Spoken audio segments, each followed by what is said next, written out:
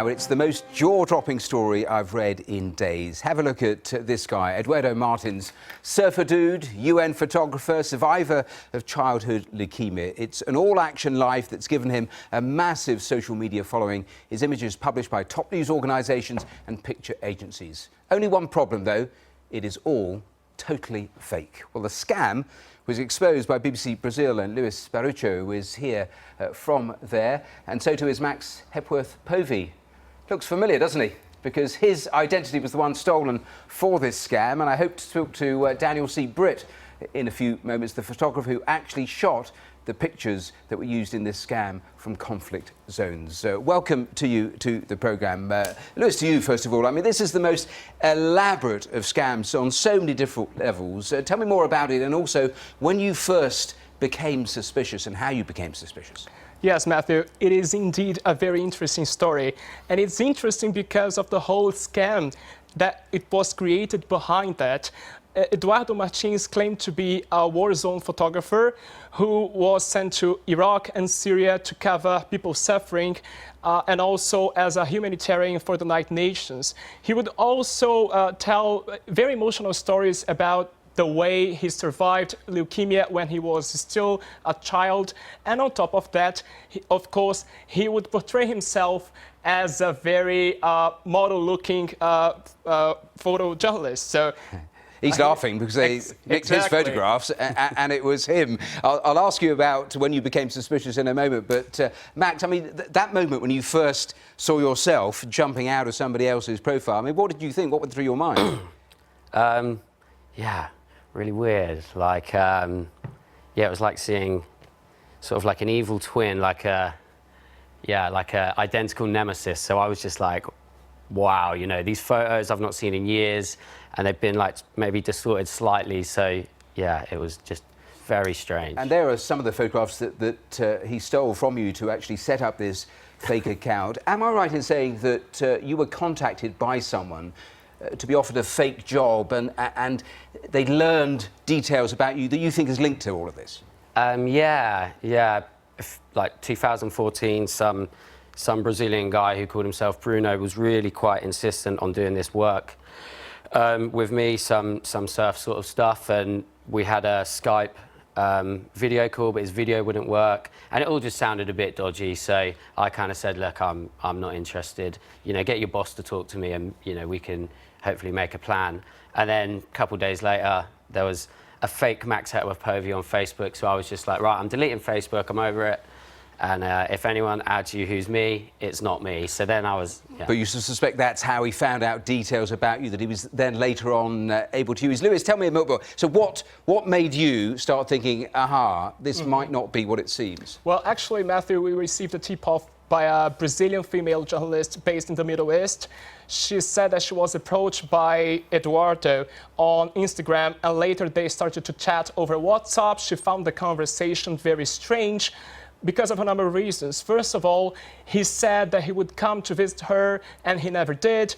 And whenever she asked her sources in the Middle East if they knew Eduardo, they haven't ever met him in person. That was the answer that they gave her.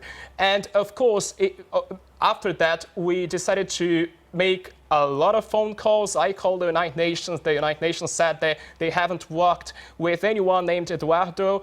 And we finally found out that he was an imposter.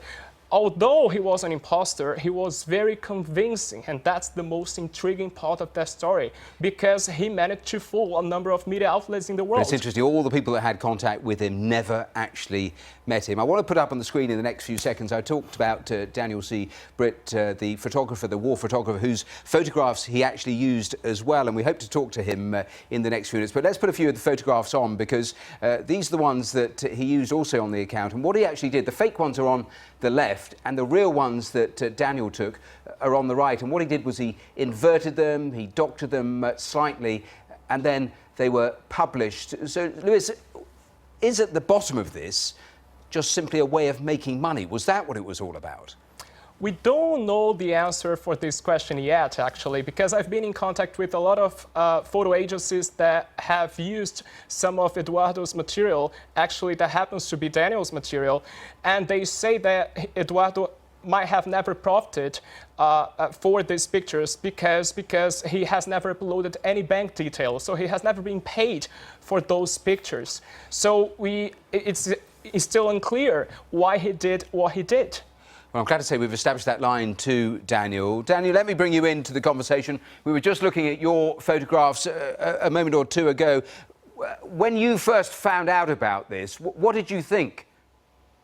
Oh, man, I didn't know what to think. At first I thought it was a joke, but in this email I got from a journalist in Brazil, Ignacio Aronovich, I mean, he laid it out, and it was very clear that this guy had simply reversed a lot of my images and recaptioned them and resold them totally. My jaw kind of dropped, and at that moment I realized that,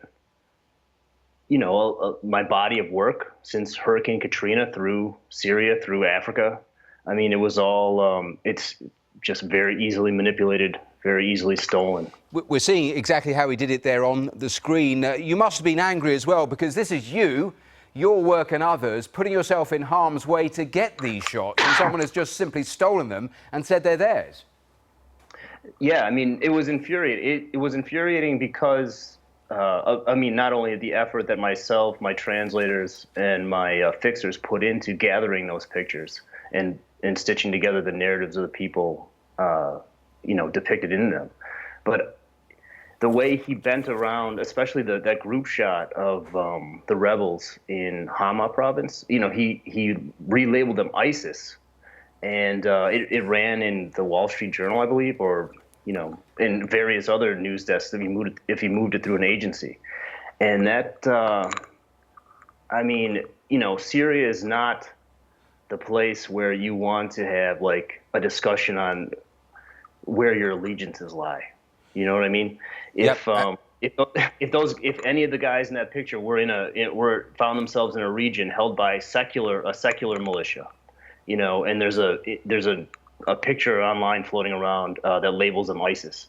I mean, the implications are horrifying, aren't they? Max, let me bring you in, because, I mean, you use so many of your surfing photographs. Now, the surfing community globally is a pretty tight community. These photographs would have been looked at by a lot of people. Did none of your friends spot you in those photographs and ask you about it? Or even he superimposed your face in war zones, didn't he? Yeah. So, I mean, yeah, that was very strange to see, me just with some happy-go-lucky pout face to an ex-girlfriend or something like that, then being put into, these horrific war zones. That's obviously the true story, not my identity being stolen. But yeah, it was super weird. And then my friend, he's a photographer, was following some photography blog. He's also the editor of a magazine I work for called Wavelength, Lewis Harrison Pinder. He was like, mate, check this out. I was like, what is that? And then that whole other story. Yeah, and then it all mushroomed. Daniel, very quickly on this, the same question. Did any of your colleagues, you talked about your fixers, your teams for all of these jobs, did any of those people stumble across these pictures in any way? No, not at all. I mean, but I'm not very active on social media. You know what I mean? It's not part of my life. It will be now. I have to follow my content, but prior to, I spent very little time on Facebook, very little time on Twitter, and once a story is packaged and kind of, put to bed and sold, I'm on to the next thing. And we're seeing there just one of the photographs used from the Wall Street Journal, the front page that it made. I mean, we hear so much these days about fake news that the trouble with something like this is it plays into that narrative, doesn't it? Absolutely.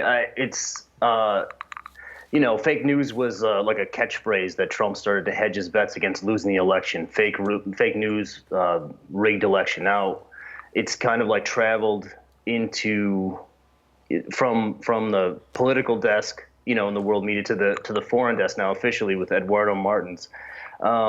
It just fosters that distrust between the public and the media, and it's going to make those stories from abroad even more garbled. Yeah, and agencies like Getty are now pulling all of those images that he passed over to them. Lewis, very briefly and finally, what has happened since he's been exposed?